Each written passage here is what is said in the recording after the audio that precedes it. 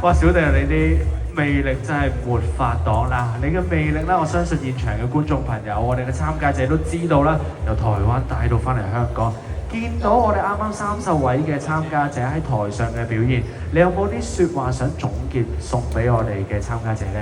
好，咁我首先呢，就先多謝主辦單位嘅邀請啦，可以嚟到 Taurus 嘅終極甄選啦。咁我都見到其實台下30位嘅參加者呢，今日都準備得非常之充足，同埋表現得非常好嘅，同我上次見到呢係有少少唔同，即係今次係更加好，所以呢，先俾你哋一個掌聲。小迪，其實上次你係咪已經有啲俾啲 tips 我哋呢個參加者呢？係啊，冇錯啊！上次咧同大家講嘅就係希望可以見到熱誠啦，見到大家嘅感染力啦，同埋希望大家都可以多啲笑容嘅。因為咧作為一個啦啦隊咧，咁一定要帶俾大家歡樂同埋感染力，仲有要有笑容，大家先至會覺得啊好開心啊，同埋被受鼓舞嘅感覺嘅。係啊，冇錯，見到我哋一眾嘅參加者啱啱嘅笑容啦，同埋小迪一上到台，吸引我哋現場觀眾嘅笑容咧，真係值得我哋啦啦隊去學習。嗱，呢個時候啊，小迪啊，難得嚟到香港做完評審，當然買個關子先啊！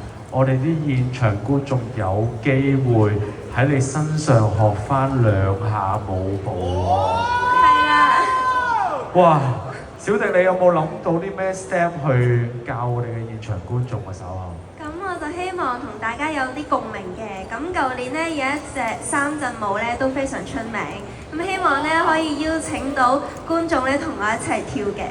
嗱，上嚟跳咧係真係有呢個機會。嗱，呢個機會咧唔係淨係得主持人可以喺小迪隔離㗎。嗱，小迪一陣間不如咁，我哋咧你去邀請我哋現場觀眾4位嘅幸運兒。可以嚟到台上面去跟你學下3陣舞嘅舞步，睇下邊區嘅觀眾吸引到小迪先。仲有賣個關子先，如果咧跳得最好嘅話咧，係可以有獎品嘅。嗱，呢個獎品你想唔想我而家講出嚟啊？可以，因為我想大家努力跳好佢。好啦，嗱，一陣間咧又會有